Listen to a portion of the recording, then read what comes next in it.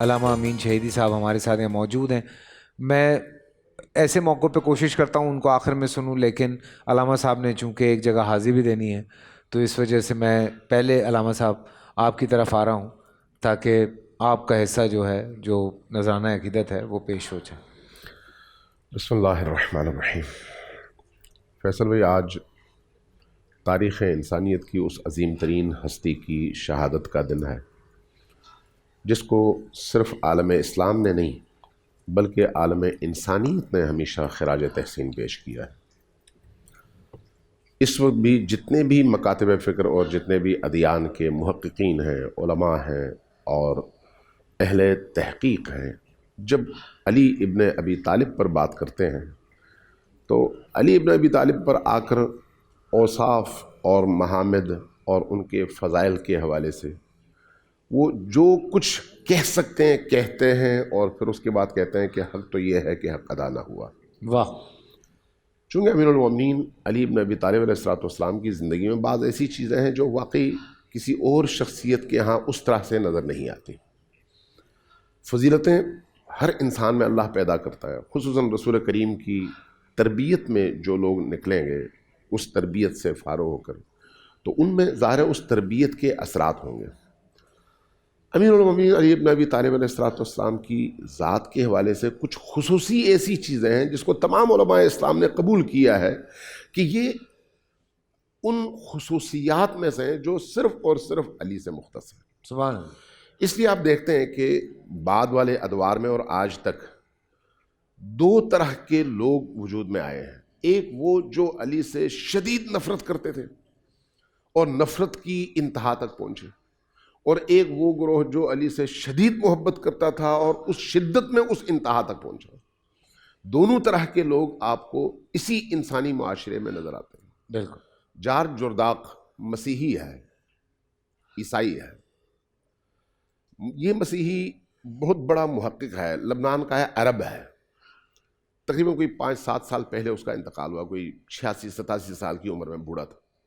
اس نے ایک کتاب لکھی، صوت العدالت الانسانیہ، علی ابن ابی طالب، یعنی علی انسانی عدل اور انصاف کی سب سے بلند آواز، یہ اس کا عنوان ہے.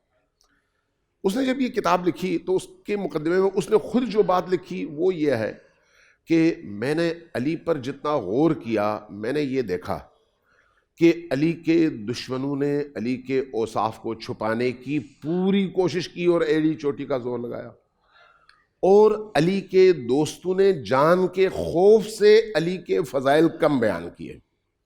چونکہ طول تاریخ میں علی کی فضیلت بیان کرنے والوں کی زبانیں کٹیں، سرے دار چڑھے، زندانوں میں گئے، قتل ہوئے، سر اڑ گئے، ان کے گھر تہس نہس ہو گئے. آج بھی آپ کو دنیا بھر میں یہ جو آل علی بکھرے نظر آتے ہیں وہ انہی مظالم کا تو نتیجہ ہے جی. کہ عرب کی سرزمین ان کے لیے تنگ کر دی گئی اور یہ پوری دنیا میں بکھرنے پر مجبور ہوئے اس لیے کہ وہ علی کی اولاد تھے اور علی سے نفرت تھی.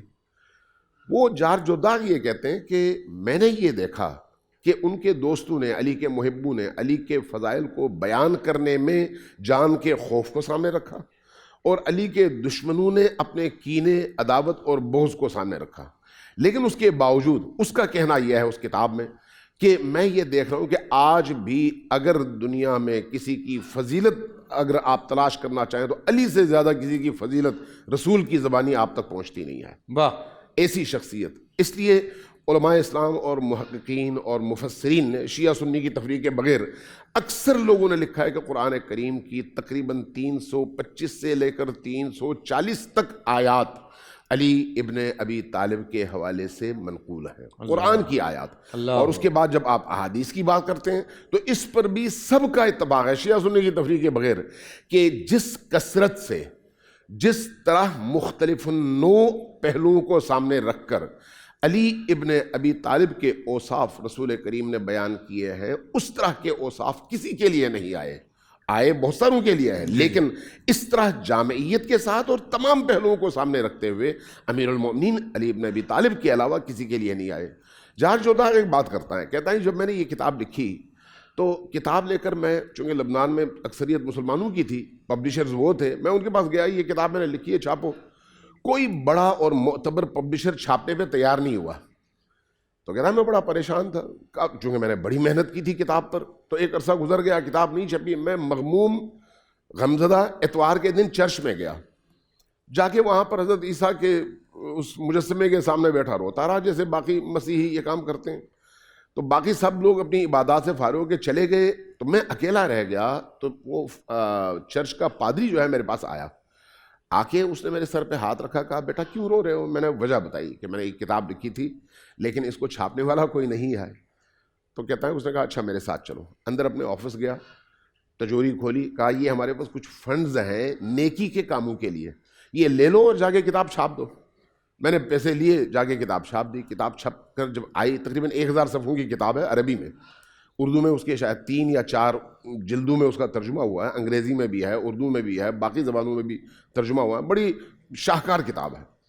کہتے ہیں جب کتاب چھپ کے مارکیٹ میں آئی تو بہت سارے لوگوں نے اس کو دیکھا، اس کی شہرت ہوئی، آنن فانن کتاب بک گئی اور مجھے پیسے مل گئے. کہتے ہیں میں نے اپنے پیسے الگ کیے، پادری کے پیسے الگ کیے. یہ پیسے لے کے میں ان کے پاس گیا، ان سے کہا کہ یہ آپ کے پیسے، بہت بہت شکریہ آپ کا، میں شکریہ ادا کرنے کے لیے آیا ہوں. تو پادری نے کہا کہ نہیں، یہ پیسے واپس لو، جاؤ وہ کتاب دوبارہ چھاپو، کم قیمت پر چھاپو، زیادہ لوگوں تک پہنچاؤ. واہ. تو کہتے ہیں اب مجھے حیرت ہوئی کہ یہ کیوں ایسا کر رہے ہیں. میں نے ان سے کہا بھائی کتاب چونکہ میں نے لکھی ہے اور کتاب بچے کی طرح سے ہوتا ہے نا، ماں کو محبت ہوتی ہے، اس لیے میں تو اس پر روؤں گا، میں تو کوشش کروں گا.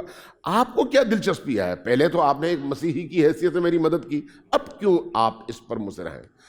انہوں نے مجھ سے پوچھا، پادری نے، کہ تم نے علی ابن ابی طالب کا انتخاب کیوں کیا؟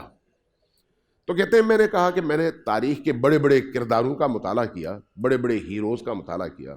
میں نے دیکھا علی سے بڑا انسان کوئی نہیں آیا. وہ اپنے حساب سے بات کرتا ہے. اس مقدمے کو میخائیل نعیمہ ہے، وہ خود بھی مسیحی ہے، اس نے اس کتاب کے مقدمے میں یہ بات لکھی ہے. کہتا ہے میں نے یہ کہا کہ علی سے بڑا کوئی نہیں آیا اپنے اوصاف اور اپنے چیلنجز کے حوالے سے اور اس کے رد عمل میں اپنے کردار کے حوالے سے.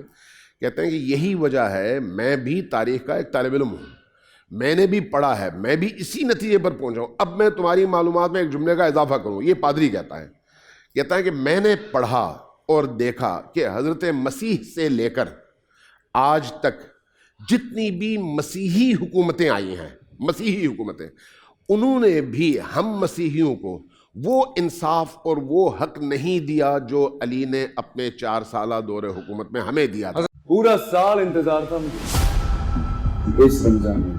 30 دن 6 ٹیمز، 12 کنٹیسٹنٹس، کیش کا پاؤں. اب گیم وہ ہوگا جسے آپ کا نہیں ہے، جس نے جو کرنا تھا کر لیا. لاکھوں عوام کو دینے کا ذمہ ہم نے حصہ. شور گونجے گا ہر گلی نکڑ اور دکان. رمضان لیگ بنے گی آپ کی پہچان. نعرہ لگے گا تو پارا چڑھے گا. گیم شو ایسے چلے گا. رمضان لیگ روزانہ شام 7 بجے صرف بول انٹرٹینمنٹ پر. بول انٹرٹینمنٹ کے شوز دیکھنے کے لیے ہمارے چینل کو سبسکرائب کریں اور بیل آئیکن پر کلک کرنا نہ بھولیں.